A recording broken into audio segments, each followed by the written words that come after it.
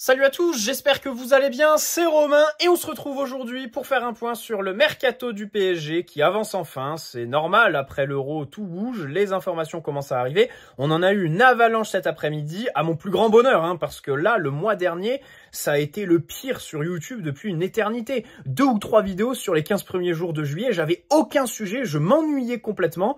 Heureusement que je partais à droite à gauche en vacances et que là, je me pose pile au moment où les infos commence à fuser parce que là on est parti pour une semaine, une vidéo par jour. Et pour aujourd'hui, on va pas commencer par les bonnes nouvelles, on va pas commencer par les dossiers qui avancent dans le bon sens, mais par le dossier qui est bouclé quasiment puisqu'on est au stade de la visite médicale, mais pas dans le sens du PSG parce que je pense que ça va nous prendre toute la vidéo de parler de Lenny Yoro qui va finalement partir à Manchester United. Alors, on n'est pas supporter de United, on va pas parler du transfert là-bas, mais des répercussions que ça pourrait avoir sur le mercato, parce que vous allez voir, il y a un effet domino qui pourrait se créer pour nous, pour eux, pour le Bayern aussi. Et 2-3 petites remarques que j'ai à dire sur ce dossier qui est assez rocambolesque, on va pas se mentir, et qui nous ramène à une réalité qu'on avait un peu oubliée quand on parlait de l'attractivité du Real et tout ça. On s'est peut-être un peu trop enflammé. Bref, installez-vous, c'est parti. Avant que la vidéo commence, petit placement de produit pour le site ZoFoot qui vous propose des répliques non officielles mais d'excellente qualité de tous vos maillots préférés, beaucoup d'équipes représentées, sélection nationale aussi, avec des badges, écussons et flocages d'excellente qualité comme les coutures. Vous pouvez personnaliser tout ça au moment de votre commande avec 10% de réduction. N'hésitez pas à utiliser le code qui est dans la description, tout comme le lien vers la boutique et les détails de la promotion en cours. Vous avez un ou plusieurs maillot offert en fonction du montant de votre panier. Le maillot est à indiquer au moment du paiement dans la page de commentaires. Et pour la livraison, sachez qu'il vous faudra entre 15 jours et 3 semaines grand maximum pour recevoir votre commande. Voilà, merci à eux, c'est eux qui régalent. Alors, Lenny Yoro, ça ne vous a pas échappé. Le PSG a sûrement été un des premiers clubs à se positionner très ardemment cet hiver. On faisait le pressing. Ensuite, il y a eu le match face au LOSC où il a la poignée de main avec Luis Campos et Luis Enrique. La petite photo où ils sont en train de se faire des sourires malicieux comme toi avec ton date Tinder. Et au final, eh bien, ça faisait 2 mois qu'on pensait qu'il allait signer au Real Madrid, qui avait adopté une posture très madrilène, à savoir, il reste 1 an de contrat. S'il vient pas cet été, c'est pas grave, il viendra gratuitement. Et puis, pour cet été, on va proposer un montant dérisoire au club pour essayer d'en tirer le maximum. Ce montant dérisoire, c'était 20 millions. Franchement, l'offre est absolument ridicule. Autant Mbappé, quand ils font l'offre à la dernière semaine, là, on peut se foutre de la gueule de l'offre, c'était quand même 180, je crois, pour 1 an de contrat. Bon, l'offre en elle-même, au-delà du timing, c'était le timing qui était critiquable. L'offre était, voilà, respectable. Mais alors là, 20 millions pour Lenny Yoro, en plus, avec toute la concurrence qu'il y avait, United et le PSG, d'autres clubs aussi auparavant, c'était vraiment ridicule. Et donc, on se disait, punaise, le LOSC va se retrouver la queue entre les jambes. Et Lenny Yoro, un joueur qui va suivre la tendance Mbappé, partir librement, et avec son club formateur lésé. De l'autre côté, le Real, ils font de la place à Lenny Yoro. Nacho est parti en Arabie. Rafa Marine a été vendu très rapidement, première quinzaine de juin, je crois. Ça s'est fait. Et au final, malgré tout ça, c'est Manchester United. Manchester United, qui ont certes un nouvel actionnaire Ineos, une défense en déflagration, donc forcément, ça va être plus facile pour lui de gratter du temps de jeu, un nouveau projet. Mais Manchester, c'est Manchester. Là, je parle de la ville, en fait. Manchester, c'est pas Madrid, qui est une bonne ville, ni Paris, qui est quand même une très bonne ville. Et pas de Ligue des Champions aussi. Mais il y a la Première Ligue, bien évidemment. Et donc, c'est eux qui raflent la mise. Alors, on note déjà que le LOSC s'en tire très bien. Olivier Létang continue à bien vendre. C'est un très bon vendeur. 63 millions hors bonus selon Loïc Tandy. C'est exceptionnel. Et il y a même des sources anglaises. Parce que sur un transfert, les sources du club vendeur vont gonfler le prix et les sources du club acheteur vont le diminuer. Tu vois ce que je veux dire? Au PSG, par exemple, voilà, les sources portugaises, quand on négocie avec le Benfica, on a proposé 90 millions, puis au final, là, on a Loïc Tandy qui nous dit 70 millions. Je parle de João Neves. Là, En Angleterre même, les journalistes autour de Manchester United, c'est même eux qui gonflent le prix, qui parlent de 70 millions en tout. Donc pour un an de contrat, évidemment que c'est absolument énorme. Et le LOSC ne se retrouve pas lésé. C'est vraiment bien pour eux, hein, bien sûr, hein, parce que voilà, les techniques ultra agressives du Real n'ont pas marché. Donc là-dessus, bon, je suis content, on va pas se mentir, je suis content de voir le Real pris à son propre jeu. Même si, bien sûr, ils ont une équipe de titans, une attaque, un milieu de malades. Même en défense, ils ont des retours de blessures de très longue date. Donc, c'est pas non plus une grande perte pour eux. On va pas se mentir, hein. C'est pas l'échec du siècle, hein. On rappelle qu'ils viennent juste de nous prendre Mbappé gratuitement. Mais quand même, ça me fait plaisir parce que sur ce dossier, c'est vrai que ils ont loupé quand même. Avec, comme je le disais, Nacho et Rafa Marine qui partent. Vous m'enlèverez pas de la tête que c'était pour faire de la place à Leny Yoro, dont ils étaient persuadés qu'il allait venir. Et au final, il vient pas, donc je suis plutôt content. Ça invite aussi les observateurs à ne pas voir le Real comme le club ultime, parce que là, on a eu typiquement Romain Molina qui a dit sur Twitter oh bah l'entourage de Leny Yoro, oh là là, ils ont bien croqué sur le transfert, au dernier moment, c'est eux qui l'ont poussé à aller là-bas et tout ça, comme s'il allait en prison, comme s'il allait au Qatar ou en Arabie Saoudite, Leny Yoro. Mais enfin, Manchester, ça reste un club historique d'Angleterre, ça reste la première ligue, avec un projet plutôt sexy, tu vois, avec le nouvel actionnaire, comme je le disais. Bon, là, je pense qu'ils auront plus trop de budget mercato. Il va falloir qu'ils vendent un petit peu Casemiro, par exemple, pour qu'ils réinvestissent derrière, parce que cet été, ils n'avaient pas beaucoup d'argent. En plus, ils sont en plein changement de président. C'est Jean-Claude Blanc qui s'occupe par intérim, je crois, jusqu'à la moitié du mercato. Et ensuite, il va y avoir enfin le nouveau directeur et tout ça. Bon, bref. Malgré ça, ça reste quand même la première ligue, tu vois. Et puis le gamin, il a 18 ans. Bon, bah s'il prend ses 9 millions sur 5 ans de salaire par an, bah voilà, c'est exceptionnel. On l'aurait tous fait. Franchement, on l'aurait tous fait. Et moi, je trouve pas ça... Enfin, j'en voudrais pas. Je dirais pas, ouais, Leny Yoro est parti pour l'argent. Voilà. Et puis par ailleurs, pour revenir sur le Real, par exemple, Camavinga. Évidemment que Camavinga, c'est un crack qui a beaucoup progressé depuis qu'il a signé là-bas. Mais aujourd'hui, il n'est pas intouchable. Aujourd'hui, il n'est pas intouchable. Et au Real, voilà, pour avoir le temps de jeu, on le voit aussi avec Arda Güler, ça demande du temps. Et puis, tu en as aussi qui peuvent aussi terminer en échec. Voilà. Alors, première leçon, les questions d'attractivité. Rappelez-vous, on a fait plein de débats. Ouais, le PSG est plus attractif, machin chouette. Bah là, en fait, on se rend compte. Alors, il y a 2 secondes, je disais, je défendais le joueur en disant, ouais, il met sa famille à l'abri. Mais là, on se rend compte que, voilà, Première Ligue et argent, bon, ça reste quand même un cocktail qui rivalise et qui bat le Real Madrid, en fait. Hein, parce que, voilà, du côté du LOSC, déjà, 63 millions en bonus, c'est extraordinaire. Les 9 millions de salaires qui sortent. Donc, c'est vrai que l'attractivité est peut-être une fausse question. Si tu alignes le chéquier, bah peut-être que tu doubles le Real, en fait. Hein. Au final, est-ce que ce serait pas l'argent qui a le dernier mot? Le salaire, ce serait 9 millions par an, selon Santi Aouna. Et Florian Plettenberg, alors lui, il est le porte-parole du Bayern Munich, mais il nous a donné le salaire en détail de Yoro à Manchester, va savoir pourquoi. Selon lui, c'est 7 millions et ça va à 9 avec les bonus. Donc, il y a 2 millions de bonus. Peut-être que le PSG voulait pas mettre une indemnité aussi forte que 63 millions. Ou alors payer 9 millions à Leny Yoro de manière brute. Je le comprends tout à fait. Ça reste quand même énorme. C'est un giga transfert. De manière relative, quand je vois qu'on a donné 8 millions à Mukiele, que Skriniar touche 9, même si lui, il est arrivé librement, c'est vrai. Il n'y a pas l'indemnité de transfert à amortir. Quand je vois qu'on donne plus que 9 millions à Warren Zaïre-Emery, qui a grosso modo le même âge que Leny Yoro, même si c'est vrai que pour Warren, il y a sûrement plus de références en Ligue des Champions. Warren, faut se rendre compte qu'on le prolonge après une première partie de saison qui est exceptionnelle quand même, avec des matchs. Enfin, le match retour face à Dortmund, il y a son but, mais c'est le leader de l'équipe en fait. Au-delà du but, c'est pas qu'une action isolée dans son match. C'est vraiment, c'est lui qui, c'est son équipe en fait à ce moment-là. C'est vraiment son équipe. Bon, alors c'est dommage que sur la deuxième partie de saison, ça ne soit plus, mais vraiment, voilà, plus de références, je pense, en Ligue des Champions que Yoro, ce qui explique, qui touche grosso modo le même salaire, je pense plus quand même que Yoro au PSG.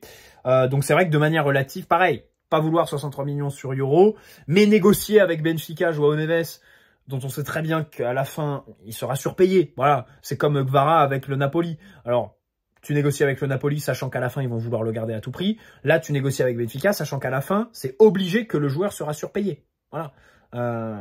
Et puis, que dire du dossier Osimhen, bien évidemment. Donc voilà. Bref. Bon, du côté du joueur, comme j'ai dit, il y a le nouveau projet United, la Première Ligue. La Première Ligue, l'attractivité, ça nous renvoie aussi à une autre réalité, les gars, qui me fait un lien avec le dossier Osimhen et Kolo Muani l'année dernière. Kolo Muani, le 5 juin l'année dernière, il fait une déclaration publique pour Canal+. Ah, le PSG, bah oui, c'est vrai que je suis originaire d'Île-de-France, mais qui ne rêve pas de Première Ligue? Et au final, il nous prend par défaut à la dernière semaine du mercato parce qu'il se rend compte que Manchester United sont allés sur Ojloun et il n'y a plus personne qui veut de lui en Première Ligue. Osimhen, c'est pareil. L'année dernière, il voulait la Première Ligue. Ça parlait de Chelsea, Manchester United. Là, personne lui a fait de signal et donc il nous prend après avoir eu les refus de Première Ligue. C'est tout. Ça, je pense que c'est une réalité. Sur la question de l'attractivité du PSG, je vous dirais, en fait, ben non. Si tu mets le chéquier, tu l'as le joueur. Par contre, rivaliser avec la Première Ligue, là-dessus, je pense que c'est véridique. On est voué à prendre les joueurs que la Première Ligue ne veut pas et qui vont nous prendre en dernier recours. Voilà. Donc ça, c'est vrai qu'on est rappelé à une réalité. C'est vrai que face au championnat, je pense que c'est plus face au championnat qu'on peine à rivaliser. Voilà. Après, de l'autre côté, là où ça me fait quand même chier de perdre face à United, bon, on va pas se mentir, c'est pas non plus le club du siècle. Ils vont pas jouer la Ligue des Champions l'année prochaine. Et comme je l'ai dit, vivre à Manchester, c'est pas vivre à Paris. Samir Nasri faisait les allers-retours à Londres tous les jours, hein, pour avoir une vie un peu moins monotone, d'accord. Di Maria, on l'a sauvé du pétrin. Il disait que sa femme, c'était un zombie, que la nuit à 15 h, c'était insupportable. Voilà. Il n'y a rien à foutre là-bas. Le nord de l'Angleterre, c'est pourri. C'est comme Newcastle et tout ça, avec Bruno Guimaraes. Bref. Et pour ce qui est de l'entourage du joueur qui croque et tout ça, comme je l'ai dit, là-dessus, je serai un peu plus prudent. Hein. On n'est pas à la place du joueur. Et Manchester United, malgré tout ce que je viens de dire, c'est vrai que ça me fait un peu chier de perdre contre eux. Voilà, ça reste quand même un projet plutôt intéressant. Plutôt intéressant. Je vois pas d'inconvénient à aller au plus offrant. Ça reste des gens, nous les gars, on va pas se mentir. On prend l'entreprise qui nous paye le plus. Si on nous propose un salaire 2 fois plus élevé, bien sûr qu'on va démissionner. Voilà, bien sûr. Et bien sûr que ce serait le cas si on était millionnaire comme eux. Les Euro ne l'est même pas millionnaire encore. Il a 18 ans, rendez-vous compte, 9 millions par an à 18 ans. C'est mettre toute ta famille à l'abri. Rendez-vous compte. Donc là-dessus, c'est vrai que je ferais pas de pataquès. Bref. Après, je dois dire que ça reste un gros crack. Ça m'embête quand même de pas le voir. Même si sa fin de saison est un peu en dents de scie, il a quelques défauts. Je trouve qu'il fracasse complètement Dean Howson, là, qu'on va probablement recruter, de la Juve. Je préfère mettre 60 millions sur Euro que 25-30 sur Howson. Voilà. En matière de motricité, c'est deux joueurs qui ont un peu la même carrure, mais Lenny Yoro est tellement meilleur pour mettre ses jambes au bon endroit, avoir les appuis toniques, pour la rapidité, pour pas se faire avoir, pour passer la jambe avant le défenseur, les tacles, il maîtrise beaucoup plus les tacles aussi. Donc vraiment, et puis surtout, il est plus expérimenté qu'Howson. On va pas se mentir. Là, on recrute un joueur qui a 7 titularisations à la Roma. Donc c'est vrai que là-dessus, je dois dire que je suis un peu dégoûté. Alors, 2 conclusions à ce deal, j'en viens au marché des transferts. Parce que Manchester United, ils ont mis 42,5 millions sur Zirkzee. Là, ils ont mis 63 millions sur Lenny Yoro. Je dois dire que ça me surprend parce qu'il était annoncé dans les médias qu'ils n'avaient pas un gros budget, 120 ou 130, et que après les 120 ou 130, si vous voulez dépenser plus, il faudrait vendre et donc réinvestir derrière sur les ventes. Là, pour l'instant, ils n'ont pas vraiment vendu, je crois. Donc, ils se rapprochent de la fin. Alors, ils avaient 3 priorités. Le milieu défensif, l'attaquant et le défenseur central. Donc là, maintenant, ils vont se concentrer sur le milieu défensif. Peut-être qu'ils vont accélérer sur Manuel Ugarte, qui a fini donc 3e petite finale de la Copa América. D'ailleurs, il est sorti à la pause de cette petite finale. Il a été touché aux 2 genoux. On espère que ça va pas niquer une potentielle visite médicale. Voilà. Bon, pour l'instant, il est en vacances, il se repose parce que c'est vrai que ça a été éreintant pour lui de jouer cette Copa où il a été malmené parce que je crois que les genoux, il en souffrait déjà sur les premiers matchs de la Copa. Il était sorti en fin de match sur un premier match à un seul genou et au final, c'est revenu du coup lors de la petite finale. Donc voilà.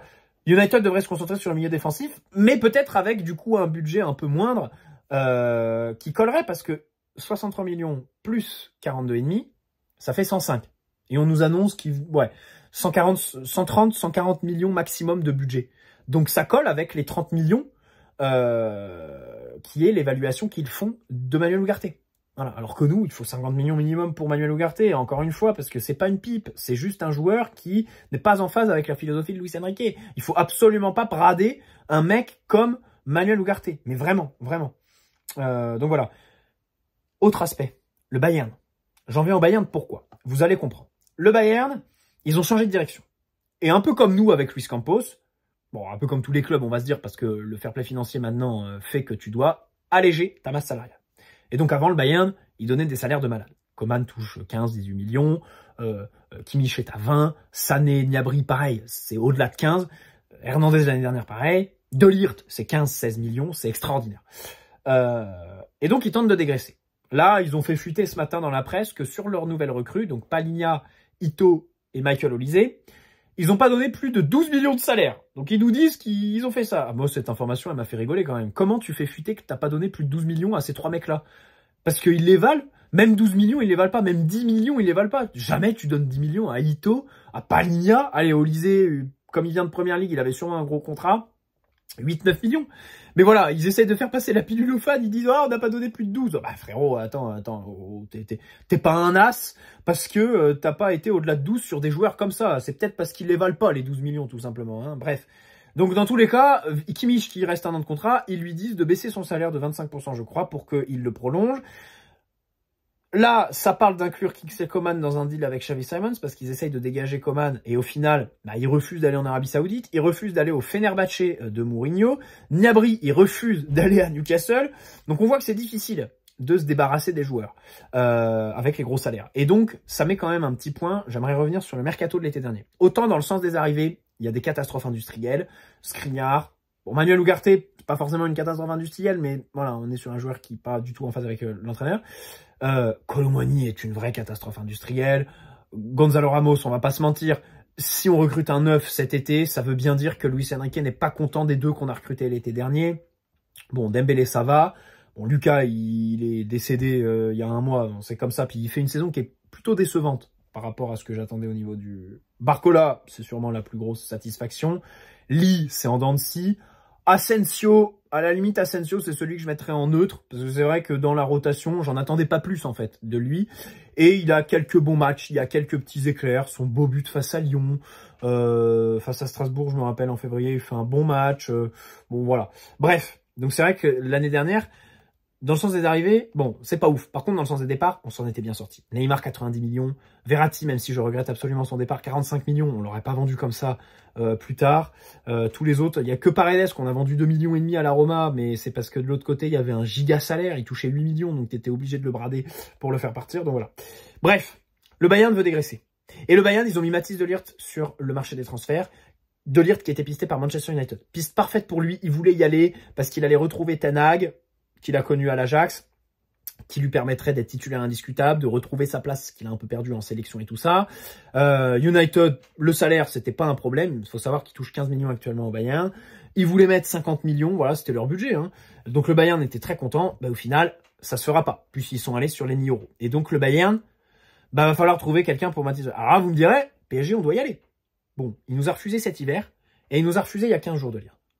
Ça devrait aller. Alors 2019, je me souviens plus vraiment si c'est lui qui nous refuse ou Leonardo qui fait capoter le deal quand il revient. Je pense que c'est plus ça.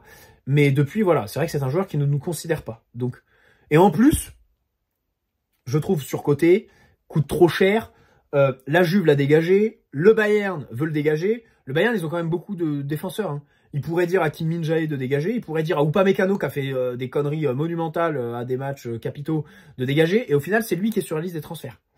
Donc, n'y allons pas, mais là où je veux venir, c'est que du coup, le Bayern, ils vont être bloqués, ils vont être baisés. Pour Doué, déjà pour Désiré Doué, puisqu'on est visiblement en concurrence avec eux, sur le Rennais, et sur Xavi Simons.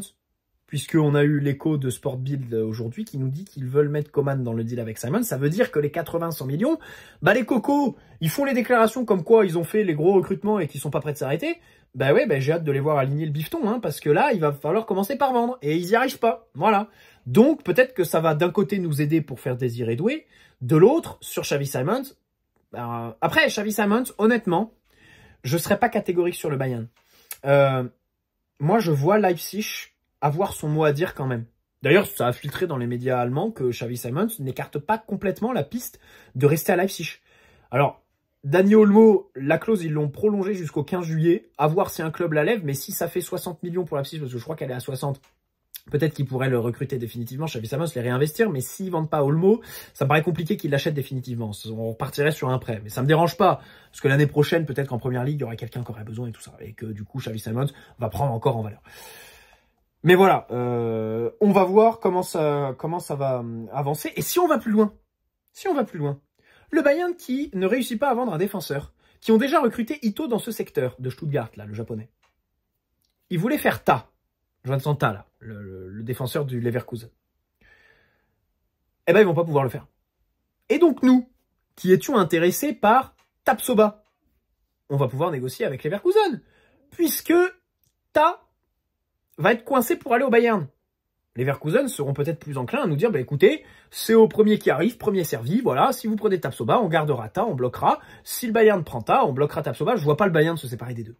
Donc peut-être que ça va nous faciliter. Tapsoba, c'est une piste assez intéressante, hein, que j'aime plutôt bien. Alors pas la clause à 100 millions, bien évidemment, mais j'aime plutôt bien cette piste. Voilà. Bref.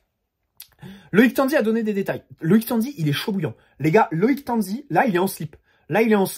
Il est on fire. Vraiment, j'ai jamais vu quelqu'un d'aussi on fire. Là, ces derniers jours, alors, Victor Osimhen, c'est son dossier. Depuis février, il en parle. Et là, si ça se fait, ce sera le roi du pétrole. Et sur Lenny Yoro, il nous a donné des détails. C'est lui qui a dit en premier que le PSG avait envoyé l'offre à Rennes pour Doué, hier, pareil. Et là, il nous dit, donc Lenny Yoro, le PSG a proposé 35 plus 5 de bonus.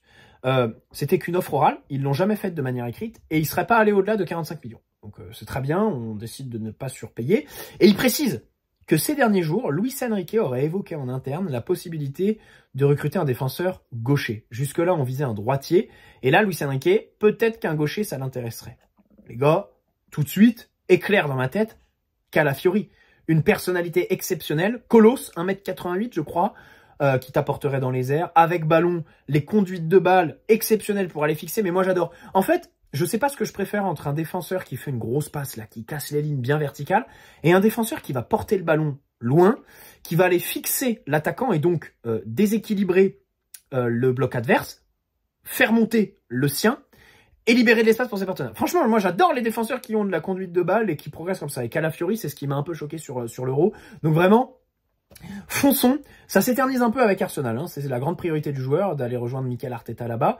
Mais ça coince un peu. Ça coince un peu, là, ces derniers jours. C'est vrai qu'on n'a plus trop de nouvelles. Ça parle de 50 millions.